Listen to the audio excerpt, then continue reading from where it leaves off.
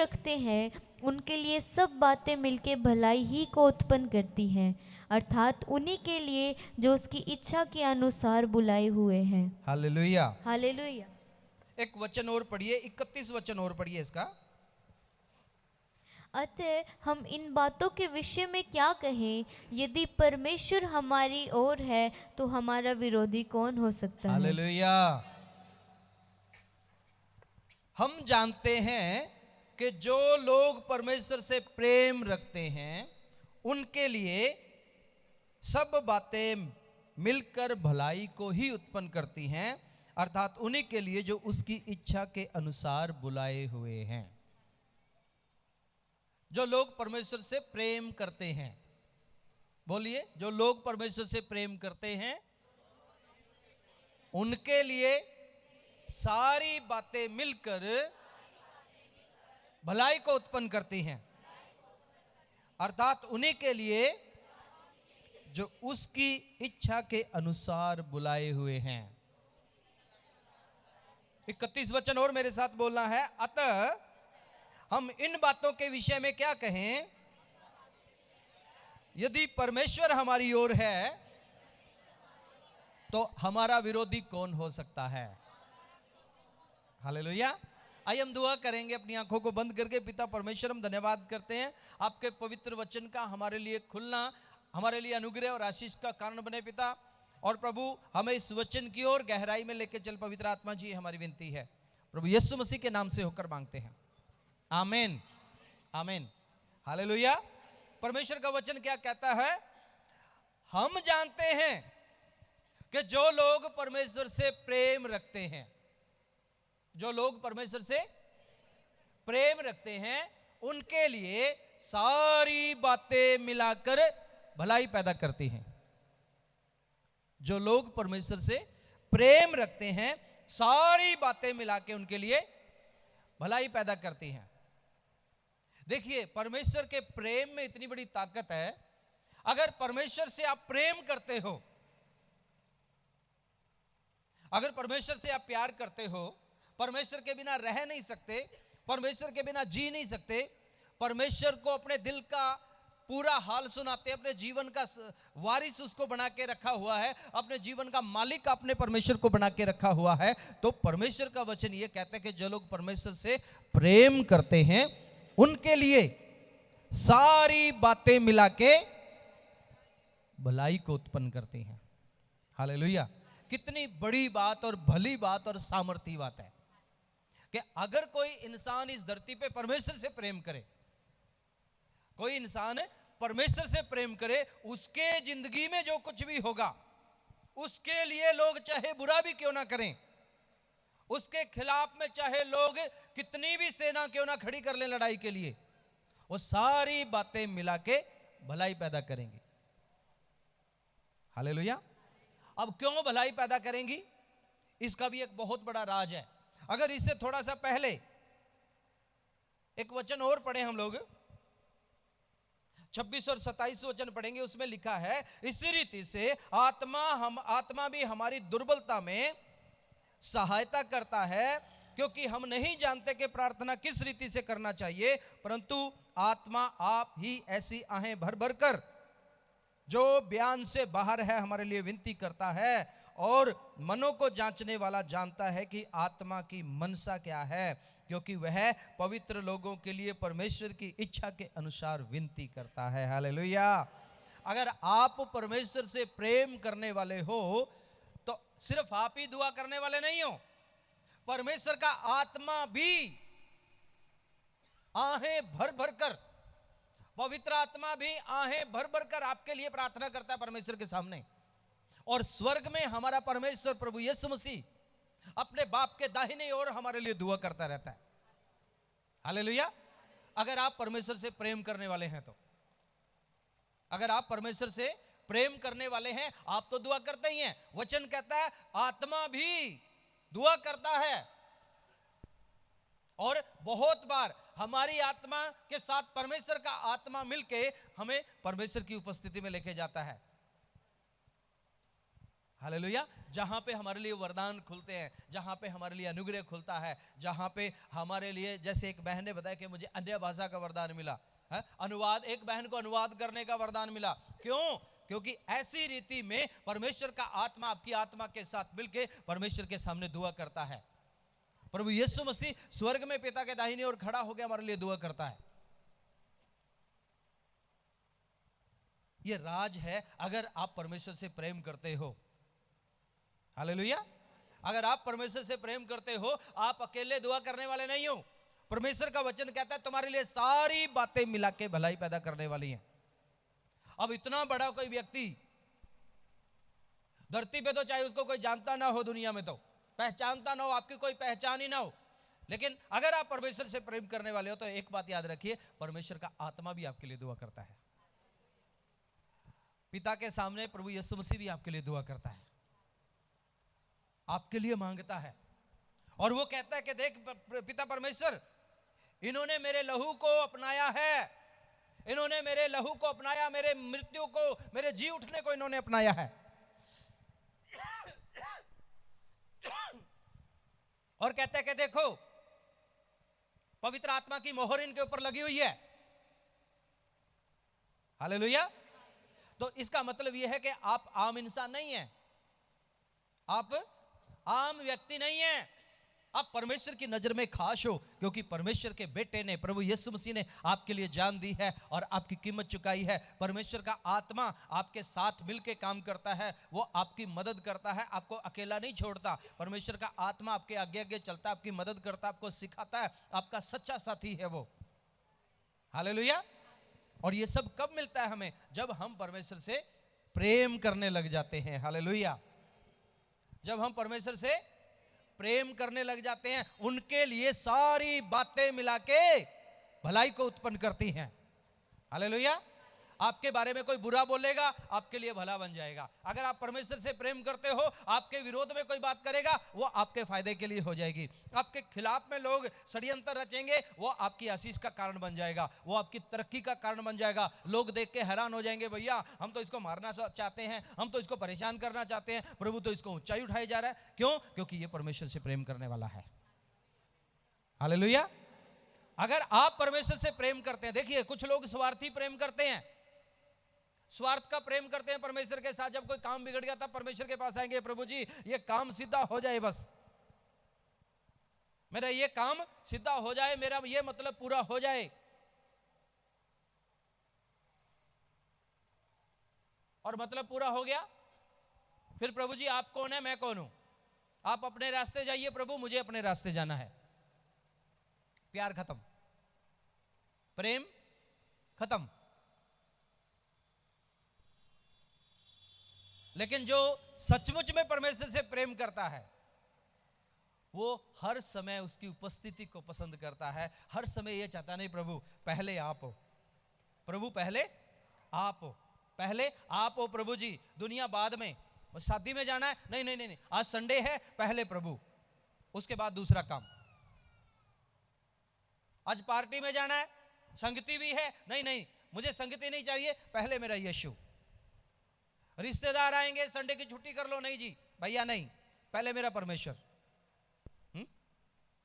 चल थोड़ा सा एंजॉय कर लो, दारू पी लो, मौज मस्ती कर लो, लेकिन जो परमेश्वर से प्रेम करने वाला वो क्या कहेगा? नहीं जी पहले मेरा यीशु, मेरे यीशु के बिना मैं कुछ नहीं कर सकता, मैं उसके काम के विरोध नहीं जा सकता, उसके हुक्म से बाहर मैं नहीं जा सकता, क्योंकि मैं उससे प्रेम करता हूं। हालेलुया। जब आप परमेश्वर से प्रेम करने लग जाते हैं तो आपके लिए सबसे पहले परमेश्वर है, सबसे पहले परमेश्वर। और आप परमेश्वर से प्रेम करते हैं तो आपके लिए जो बातें होंगी, सारी बातें मिला के आपके लिए भलाई पैदा करेंगी। कुछ समय हो सकता है आपको ये लगे कि मेरा नुकसान हो गया, कुछ समय आपको हो सकता है ये लगे कि मैं प्रभु में आया, मेरा काम छूट गया, मैं प्रभु में आया, मैं तो बेरोजगार हो गया। भैया याद रखो, तुम्हारा रोजगार छूट गया, अच्छी बात है, तुम धन्यवाद करो, क्योंकि परमेश्वर की एक बड़ी योजना, उससे अच्छा रोजगार तुम्हें देने वाला है। हालेलुया। पुराना नियम में एक व्यक्ति के बारे में जिक्र है जिसका नाम यूसुफ था। अगर उत्पत्ति की किताब को हम पढ़ते हैं 37 अध्याय में,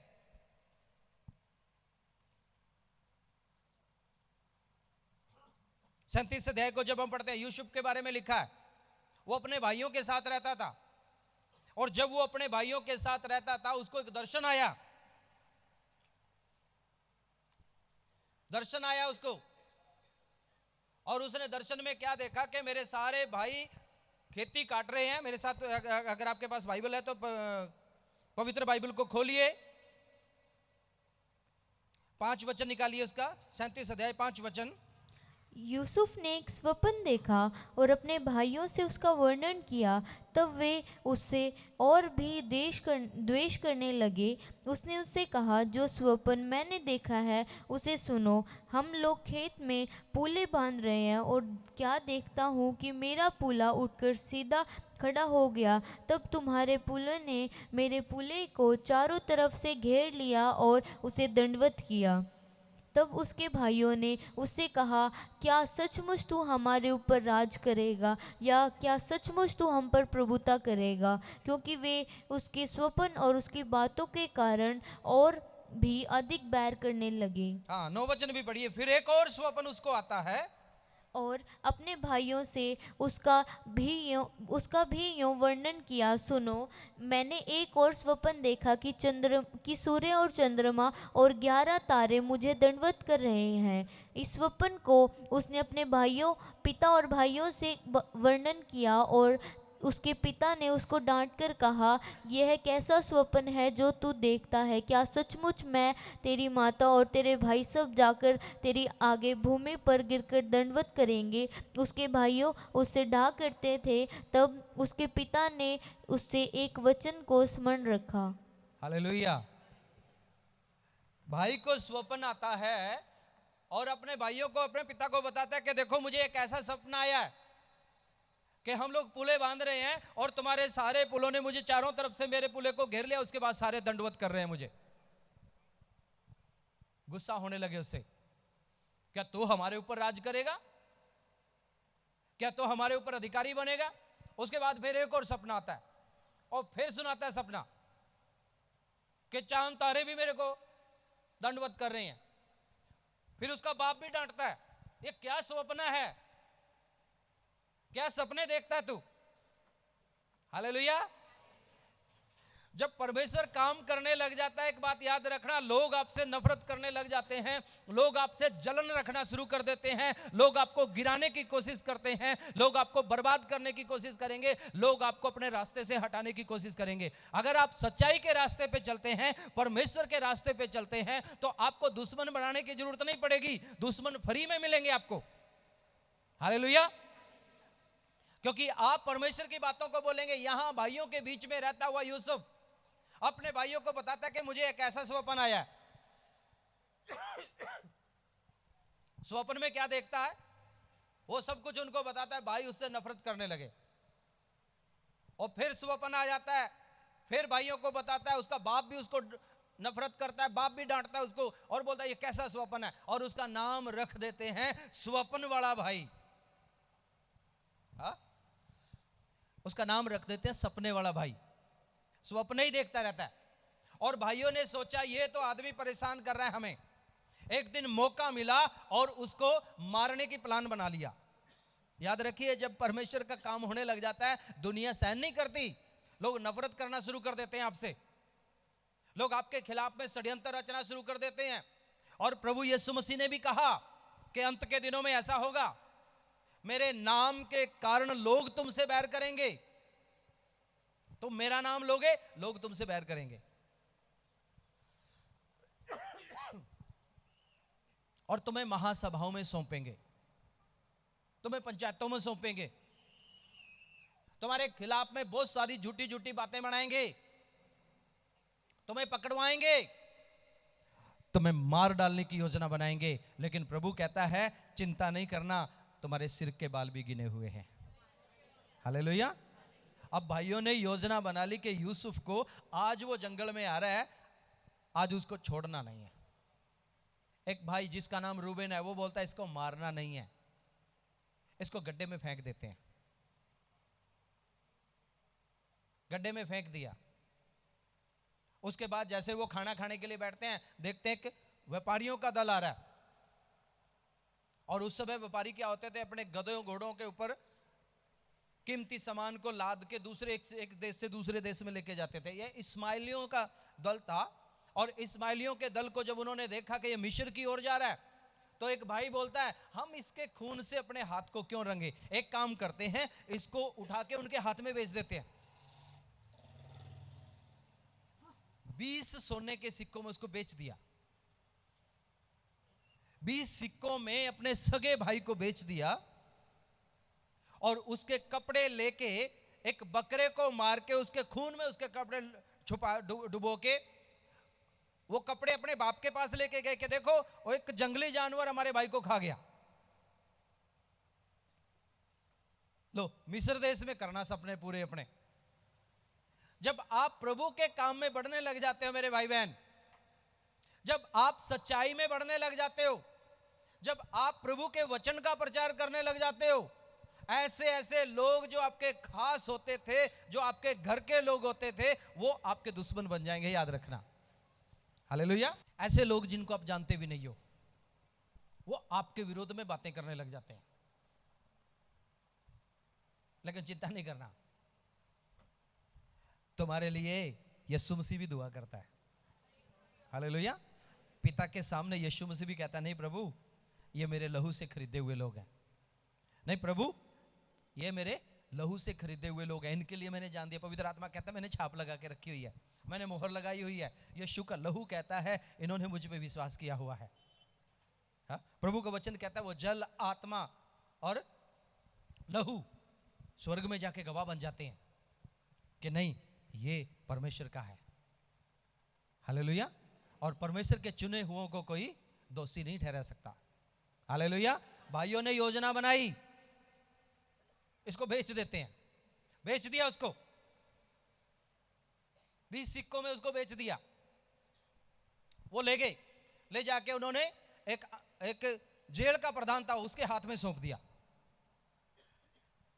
देखो, स्वप्ना कहां देखता है और भेज दिया कहां पे। जलन रखी, अच्छा हम करेंगे तेरे सपने को पूरा, है ना। जब आप प्रभु के काम में बढ़ने लग जाते हैं, परमेश्वर आपको ऊंचा उठाना शुरू करता है। लोग कहते हैं, अच्छा, जलाना शुरू हो जाते हैं लोग, हम करेंगे तेरे सपने को पूरा, हम देखते हैं। आपको मारने की योजना बनाते हैं लोग, आपके खिलाफ में पूरी प्लानिंग बना बना के आपको नाश करने की योजना बनाते हैं लोग। लेकिन चिंता नहीं करना, परमेश्वर का वचन कहता है, सारी बातें मिला के भलाई पैदा करेंगे। हालेलुया। जो परमेश्वर से प्रेम रखने वाले लोग हैं, सारी बातें मिला के उनके लिए भलाई पैदा करेंगी। और यूसुफ तो अब जेल के प्रधान के घर में नौकर बन के रह रहा। और कुछ दिन के बाद अगर हम परमेश्वर के वचन को देखते हैं,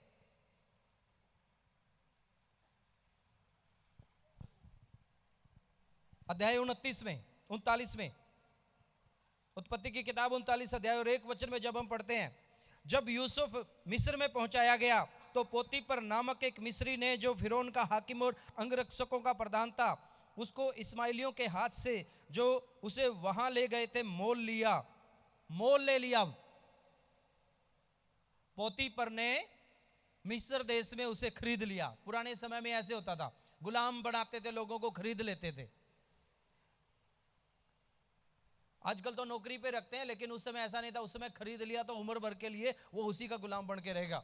और उसके कान में एक मुर्की डाल दी जाती है, कान में एक मोहर डाल दी जाती है, जो ये दिखाती है कि इसका मालिक वो है। यूसुफ अपने मिस्री स्वामी के घर में रहता था और यहोवा उसके संग था। हालेलुया। भाइयों ने बेच दिया, बाप को जाके बोल दिया कि तेरा बेटा मर गया, कोई पशु खा गया उसको। भाइयों ने जाके इस्माइलियों को बेच दिया, इस्माइलियों ने फिर आगे मिस्री को बेच दिया। अब मिस्र देश में एक दरोगा के घर में, अंगरक्षकों के प्रधान के घर में उसने मोल खरीद लिया और वहां रहने लगा। लेकिन एक बात वहां पे है जो परमेश्वर का वचन कहता है, वहां भी परमेश्वर उसके साथ था। मुसीबतें जरूर आई, बाप के घर से निकाल दिया, भाइयों ने मारने की योजना बनाई, मार नहीं सके, उठा के किसी और के हाथ में बेच दिया, उसने भी किसी और के हाथ में बेच दिया, लेकिन परमेश्वर ने उसका साथ नहीं छोड़ा। हालेलुया। और परमेश्वर का वचन क्या कहता है? यूसुफ अपने मिस्री स्वामी के घर में रहता था और यहोवा उसके संग था, इसलिए वो भाग्यवान पुरुष हो गया। और यूसुफ के स्वामी ने देखा यहोवा उसके संग रहता है और जो काम वो करता है यहोवा उसके हाथ से सफल कर देता है। हालेलुया। अब मिस्री वो क्या देखता है? अरे इसके साथ तो परमेश्वर रहता है, ये बंदा जो भी काम करता है परमेश्वर उसको सफल कर देता है। और उसने क्या कहा? मिस्री क्या कहता है? तब उसके अनुग्रह की दृष्टि उस पर हुई कि वह उसकी सेवा टहल करने के लिए नियुक्त किया गया। फिर उसने उसको अपने घर का अधिकारी बना के अपना सब कुछ उसके हाथ में सौंप दिया। खरीदा था गुलाम, काम करने के लिए, घर में सेवा करने के लिए, लेकिन परमेश्वर उसके साथ था। मालिक ने देखा परमेश्वर इसके साथ है, ये जो कुछ भी काम करता है वो सारे काम सफल होते हैं। मालिक ने उसको बुलाया, आज के बाद मेरे बाद घर का मालिक तू है। हालेलुया। हो सकता है पहले भी कई साल से नौकर काम करते हैं उस घर में, हो सकता है और भी लोग काम करते होंगे, लेकिन इसी को अपने घर का मालिक बनाता है। क्यों? क्योंकि परमेश्वर उसके साथ है, वो परमेश्वर से प्रेम करने वाला है। हालेलुया। अगर आपके साथ परमेश्वर है, याद रखिए मेरे भाई बहन, आप नौकर बन के जरूर जाएंगे, लेकिन मालिक की नजर में आप ऊंचा उठा दिए जाओगे। हालेलुया। जिसके साथ परमेश्वर होता है वो आगे बढ़ते रहते हैं, वो कभी पीछे नहीं गिरते। एक जगह से दूसरी जगह, दूसरी जगह से तीसरी जगह बेच दिया जाके। अब ऐसा व्यक्ति जिसके भाइयों ने बेच दिया हो, ऐसा व्यक्ति जिसने खरीदा उसने फिर आगे से बेच दिया हो, और ऐसा व्यक्ति जिसको मोल खरीदा हो इसीलिए कि मेरे घर में गुलामी करेगा, घर का मालिक बन जाता है। हालेलुया। वहां भी बात खत्म नहीं हो जाती। उसके बाद उस घर की मालिक, उसकी पत्नी यूसुफ को बोलती है, अच्छा तू सब कुछ जानने वाला, ज्ञानवान, बुद्धिमान है, चल मेरा पति बन, तू मेरे साथ सो। वो भागता है वहां से, नहीं मुझे नहीं। वो अपने मालिक को बताती है कि ये जो आदमी रखा है ना हमारे घर में, जो मेन बना के रखा आपने, इसने मेरे साथ बदतमीजी की। उसको गुस्सा आता है, मालिक उठा के उसको बंदी गृह में डाल देता है, जेल खाने में डाल देता है। थोड़े से दिन अच्छे आए थे भैया, फिर समस्या शुरू हो गई। आप और मैं ऐसी जगह होते तो क्या करते? प्रभु मेरे को नहीं प्रार्थना करनी, मैं तो किसी बाबे को देखता हूं, मैं तो किसी सियाने को देखती हूं, यहां तो समस्या ही समस्या बढ़ती जा रही है ना। हम तो छोड़ छाड़ के भाग जाते हैं, प्रभु को लाना देने लग जाते हैं, लेकिन उसने प्रभु को लाना नहीं दिया। जेल खाने में भी वफादार रहा वो, और जेल खाने में जेलर ने भी उसको प्रधान बना दिया। हालेलुया। वहां भी आशीष आने लग गई। आपके साथ अगर परमेश्वर आपको जेल खाने में भी डाल दो, वहां भी आशीष आ जाती है। मैं अभी बिहार में गया था, मैंने वहां, मुझे एक आदमी मिला वहां पे, जो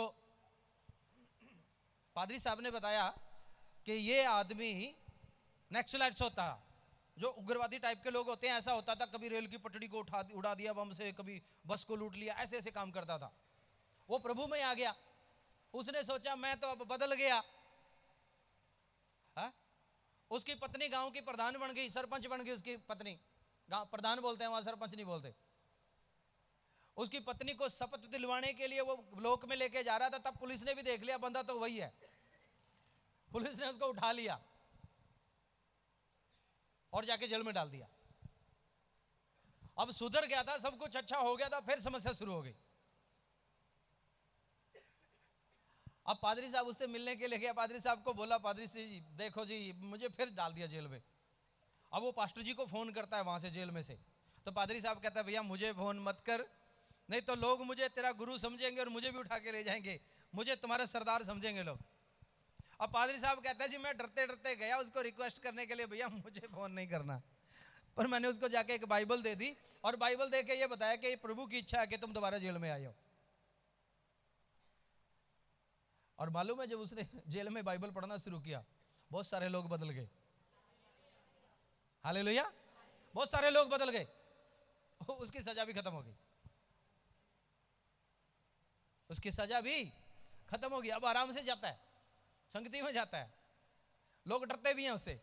और जब पादरी साहब उनके घर में आता है तो पादरी साहब को दूर से सल्यूट मारते हैं, क्योंकि इस बदमाश का गुरु है, ये इस नक्सलाइट का गुरु है। अब यूसुफ को डाल दिया जेल में, जेल में आशीष आना शुरू हो गई। और जेलर बोलता है भाई तू रब का बंदा है, ठीक है, इसलिए यहां आराम से रहो। तो अब जेल में एक और समस्या खड़ी होगी। 2 आदमी आए जेल में, 2 आदमियों को जेल में डाला गया। वो कौन है? फिरौन राजा, जो मिस्र देश का राजा है। मिस्र देश के राजा को एक तो खाना खिलाने वाला है, दूसरा पानी पिलाने वाला है। क्योंकि राजा है ना, तो उस समय में क्या होता था, राजा को अगर कोई पानी पिलाता है तो पहले उसको टेस्ट करना पड़ता है। वो आदमी जो विश्वास योग्य होता है उस पानी को टेस्ट करता है, देखता है किसी ने जहर तो नहीं मिला दिया, मेरे राजा के लिए नुकसानदायक तो नहीं है। जो खाना खिलाने वाला है वो पहले टेस्ट करके देखता है कि खाने में कोई गड़बड़ तो नहीं है, ये खाना मेरे स्वामी को बीमार तो नहीं कर देगा। राजा उनसे किसी बात को लेकर क्रोधित हुआ और उनको जेल खाने में डाल दिया। और जेल के प्रधान ने उन दोनों को इसके हाथ में दे दिया और ये उनकी सेवा टहल करने लगा। फिर एक दिन रात में उनको सपना आता है। उन दोनों को, जो राजा का खिलाने वाला और राजा को पिलाने वाला, उन दोनों को सपना आता है और सुबह उठ के अपना अपना स्वप्न बताते हैं। तो यूसुफ जो उनके स्वप्न को सुन रहा था वो उनको कहता है भाई तेरे स्वप्न का तो अर्थ ये है कि तुझे राजा बुलाएगा, राजा तुझे बुलाएगा और राजा तुझे बुला के फांसी तोड़ेगा, फांसी पे चढ़ाएगा तुझे, मृत्यु दंड देगा तुझे। और दूसरे को बोलता है आपके स्वप्न का अर्थ यह है कि राजा आपको बुलाएगा, आपके आदरमान को बढ़ाएगा। लेकिन यूसुफ कहता है जब तुम बाहर जाओगे ना, राजा से मेरा जिक्र जरूर करना है, ताकि मैं यहां से निकल जाऊं और कोई अच्छा काम करने लग जाऊं। बाहर निकले, वैसा ही हुआ, लेकिन यूसुफ को फिर भूल गए और 2 साल के लिए। अब 2 साल के बाद राजा को सपना आता है। हालेलुया, 2 साल बाद राजा को सपना आता है। 41 अध्याय में, उत्पत्ति की किताब 41 अध्याय जब आप पढ़ते हैं, पूरे 2 वर्ष बीतने पर फिरौन ने यह स्वप्न देखा कि नील नदी के किनारे खड़ा है और उस नदी में से 7 सुंदर और मोटी मोटी गायें निकलकर कछार की घास चरने लगी। और क्या देखा कि उनके पीछे और 7 गायें जो कुरूप और दुर्बल हैं नदी से निकली और दूसरी गायों के निकट नदी के तट पर जा खड़ी हुई। तब ये कुरूप और दुर्बल गायें उन 7 सुंदर और मोटी मोटी गायों को खा गई। तब फिरौन जाग उठा और वह फिर सो गया। दूसरा स्वप्न देखा कि एक डंठल में से 7 मोटी और अच्छी अच्छी बालें निकली। और क्या देखा कि उनके पीछे 7 पतली बालें और पुरवाई से मुरझाई हुई निकली और इन पतली बालों ने उन 7 मोटी बालों को और अन्न से भरी हुई बालों को निगल लिया। जब फिरौन जागा और उसे मालूम हुआ यह स्वप्न ही है, भोर को फिरौन का मन व्याकुल हो गया और उसने मिस्र के सब ज्योतिषियों पंडितों को बुला भेजा और उनके आगे अपने स्वप्न बताए और कोई भी फिरौन को उन स्वप्नों का फल नहीं बता पाया। हालेलुया।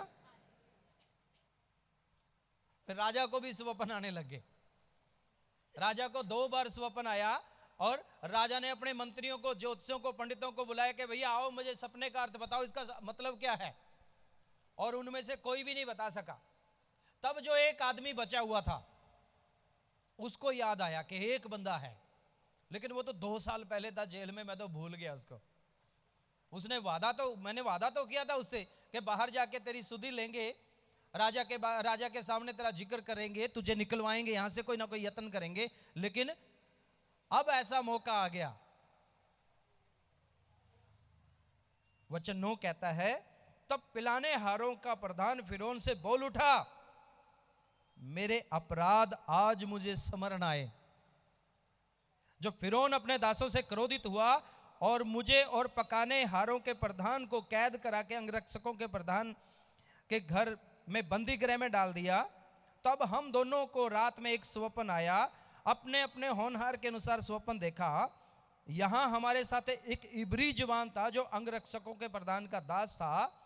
अतः हमने उसको बताया और उसने हमारे स्वप्नों का फल हमसे कहा। हम में से एक एक के स्वप्न का फल उसने बता दिया, और जैसा जैसा फल उसने हमसे कहा था वैसा ही हुआ भी।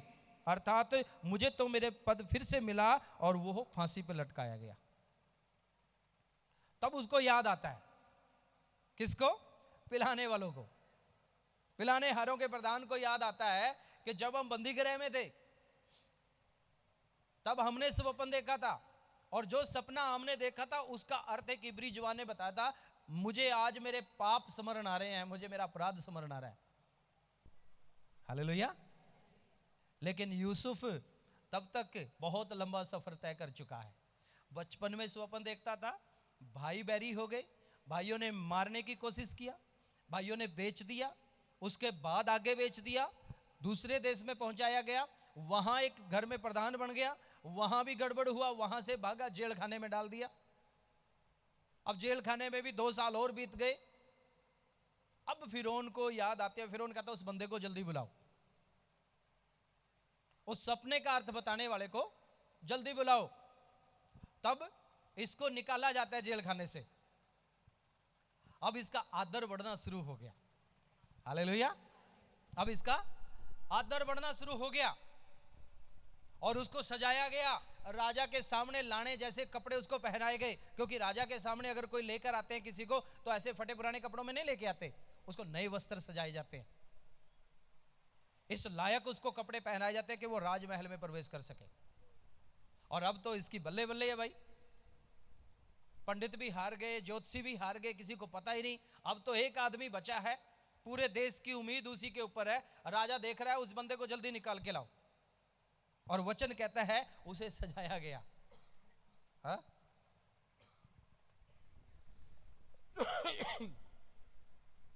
वचन 14 कहता है, 41 अध्याय 14 वचन, तब फिरौन ने यूसुफ को बुलवा भेजा और वह झटपट बंदी गृह से बाहर निकाला गया और बाल बनवाकर और सुंदर और वस्त्र बदलकर फिरौन के सामने लाया गया। और फिरौन ने बोला कि मुझे ऐसे स्वप्न आए हैं, उनका अर्थ बताओ। तो यूसुफ कहता है, ये जो 7 मोटी मोटी गायें देखते हो आप, ये 7 साल हैं जो आपके देश में बहुतायत से अन्न और जल पैदा होगा, अन्न पैदा होगा।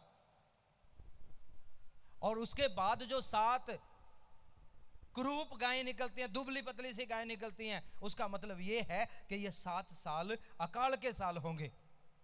और राजा तू ऐसा कर, जो पहले 7 साल अनाज होगा उसको भंडार में भर दे। आजकल आप जो वेयर हाउस देखते हैं ना, एफसीआई के गोदाम, हैफर्ड के गोदाम, वेयर हाउस बना के रखे हैं, ये उसी समय शुरू हुए थे। हालेलुया। ये बाइबल में ही उनका जिक्र है, उससे पहले नहीं जिक्र है उनका। अकाल के समय के लिए बचा के रख, लोगों पे टैक्स लगा, उनके अनाज पे टैक्स लगा, जितना ज्यादा से ज्यादा अनाज इकट्ठा कर सकता हो अनाज इकट्ठा करके रख ले, क्योंकि जब अगले 7 साल आएंगे तो उन अगले 7 साल में कुछ भी नहीं होगा, अकाल पड़ेगा, दुनिया मरेगी, रोएगी दुनिया। उस दिन, उस समय वो 7 साल का जोड़ा हुआ अनाज काम आएगा। अब राजा बोलता है, भैया तू बुद्धिमान है, तू समझदार है, तू सपनों का अर्थ बताता है। राजा भी कहता है यहोवा तेरे संग है। हालेलुया। राजा फिरौन ने भी देखा कि परमेश्वर इसके साथ है और उठा के उसे बोला, आज के बाद मेरे देश का प्रधानमंत्री तू है। अपनी अंगूठी निकाल के, मोहर वाली अंगूठी उसको दे दी, और वस्त्र निकाल के उसको बोला, सारे देश में फिरौन के बाद अगर किसी का हुक्म माना जाएगा, यूसुफ का हुक्म माना जाएगा। हालेलुया। पैदा कहां हुआ था? कहीं और जगह। बचपन कैसे गुजरा? भाइयों के क्रोध में, भाइयों ने जलील किया, अपमान किया, बाप ने भी डांटा, यहां तक इतनी दुश्मनी रखी उससे, उसे बेच दिया, मारने की योजना बनाई, लेकिन परमेश्वर उसके साथ रहा। अब समय आ गया, यूसुफ देश में घूमता है, अनाज को इकट्ठा करता है, बड़े बड़े गोदाम बनवाता है और उन गोदामों में अनाज को इकट्ठा करना शुरू कर दिया। 7 साल तक वो लोग अनाज को इकट्ठा करते रहे। 7 साल के बाद जब 8वां साल आया, देश में अकाल पड़ना शुरू हो गया। देश का पूरी दुनिया में अकाल पड़ना शुरू हो गया और 7 साल तक अकाल पड़ता रहा। यहां तक लोग लकड़ियों को पीस पीस के खाने शुरू कर दिया और लोगों ने मरना शुरू कर दिया। अब एक और मोड़ आता है। यूसुफ के जो भाई थे वो देखते हैं भैया अनाज कहां से मिलेगा, और अनाज का जब पता लगता है कि अनाज तो मिस्र देश में से मिलेगा। अब मालूम नहीं है कि हमने जो बेचा था, जिसको मारने की प्लानिंग बनाई थी, वही वहां का प्रधानमंत्री है। हालेलुया। अब आ जाते हैं उसी देश में, आके मांगते हैं अनाज। लेकिन छोटे भाई को यूसुफ पहचान लेता है, पूछता है तुम वो हो, तुम कहां से आए हो, तुम इब्रानी हो। अपने बारे में नहीं बताता कि मैं वही हूं। अनाज देता है और उनको बोलता है अनाज के बदले में छोटे भाई को मुझे दे के जाओ। अनाज के बदले में छोटे भाई को मुझे दे के जाओ। ये छोटा भाई कौन है? जो कहता है इसको मारना नहीं है, हा? इसके खून से अपने हाथों को रंगना नहीं है। वो चाहता था उसे बचाना। अब फिर वापस आ जाते हैं, वो अपने बाप को भी ले आते हैं, बोलता अपने बाप को भी लेके आओ। बहुत दया दिखाता है यूसुफ उनके साथ, क्योंकि यूसुफ को पता है कि ये मेरे भाई हैं। हालेलुया। अगर आप प्रधानमंत्री बन जाते, आपका काम अच्छा चल जाता, और फिर वो आपके रिश्तेदार आते जिन्होंने आपको बेचा, आपको मारने की योजना बनाई, आप क्या कहते? पकड़ लो इनको, इनको जाने नहीं देना। अब मौका आ गया, कर दिया ना परमेश्वर ने मेरे हाथ में, अब मजा चखाऊंगा, है ना? लेकिन नहीं, जो परमेश्वर से प्रेम करने वाले लोग हैं वो ऐसे नहीं होते। जिनके साथ परमेश्वर होता है वो ऐसे नहीं होते। उसने अपने भाइयों को अपने साथ रखा, फिर राजा को भी मालूम हो गया कि ये इसके भाई हैं। हालेलुया। और पूरा अकाल तक उसके साथ रहे। जिस भाई को सपन आते थे, जिस भाई को सपने में दिखता था, वो बातें पूरी होनी शुरू हो गई। हालेलुया। वचन क्या कहता है? परमेश्वर का वचन कहता है प्रेम रखने वालों के लिए, जो लोग परमेश्वर से प्रेम करते हैं, उनके लिए सारी बातें मिला के भलाई पैदा करती हैं। हालेलुया। सारी बातें, कुछ भी बातें बनाएं आपके खिलाफ में, कुछ भी आपके सामने ठोकर का कारण रखें, कुछ भी आपके विरोध में बातें घड़े लोग, लेकिन वो आपके लिए भलाई पैदा करने वाली है। हालेलुया। क्या करने वाली है? भलाई पैदा करने वाली है। अब देखिए परमेश्वर से प्रेम रखने में कितना फायदा है। लोग दौलत से प्रेम करते हैं, जमीन जायदाद से, प्रॉपर्टी से प्रेम करते हैं, है? पैसे से प्रेम करते हैं, पता नहीं कैसे कैसे शौक रखते हैं, लेकिन परमेश्वर से प्रेम रखने वालों के लिए सारी बातें मिला के भलाई पैदा करती हैं, औरों के लिए नहीं करती। बोलिए, परमेश्वर से प्रेम रखने वालों के लिए सारी बातें मिला के भलाई पैदा करती है। अब आपको देखना, आप परमेश्वर से प्रेम करते हो या दुनिया में किसी और से चीजों से प्रेम करते हो? हालेलुया। किससे प्रेम करते हो भाई? समस्या जरूर आएगी, ये नहीं सोचना समस्या नहीं आएगी। हो सकता है चलता चलता बिजनेस आपका डामाडोल होके बंद हो जाए, आपको लगे परमेश्वर जी ये तो अच्छा काम हो गया। हाँ, हो सकता है आपके रिश्तेदार छोड़ छोड़ के भागने लगे, आप बोलोगे अच्छा प्रभु में आए तो रिश्तेदारी छोड़ गए। हो सकता है आपके भाई, आपके परिवार,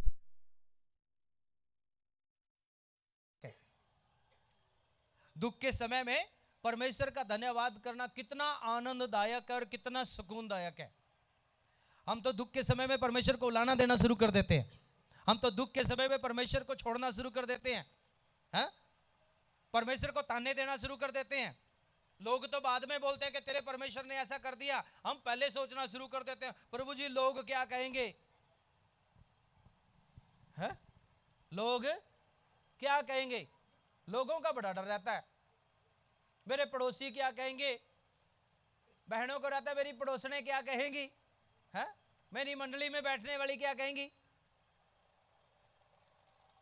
परमेश्वर कहता है उनकी चिंता मत कर, मैं हूं ना तेरी चिंता करने वाला, मैं हूं ना तुझे संभालने वाला, मैं हूं ना तेरे साथ खड़ा होने वाला। और जब मैं तेरे साथ खड़ा हो जाऊंगा तो किसी की हिम्मत नहीं है तेरे खिलाफ में कोई चलेगा। हालेलुया। परमेश्वर यदि आपकी ओर है तो आपका विरोधी कोई नहीं हो सकता। विरोधियों के बीच में से परमेश्वर आपको ऊंचा उठाने वाला परमेश्वर है। हालेलुया। आइए हम अपनी आंखों को बंद करें, प्रभु का धन्यवाद करें। है प्रभु से कहे, प्रभु आप मेरे संग हैं,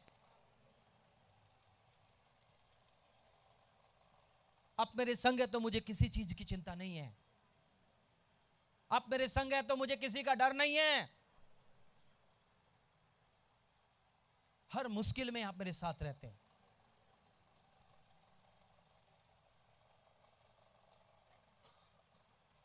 बाप के जैसे फिक्र करने वाला और मां के जैसे चिंता करने वाला, ख्याल रखने वाला, वो सर्वशक्तिमान परमेश्वर आज आपके साथ है। मैं चाहता हूं अपनी जगह में खड़े हो जाइए।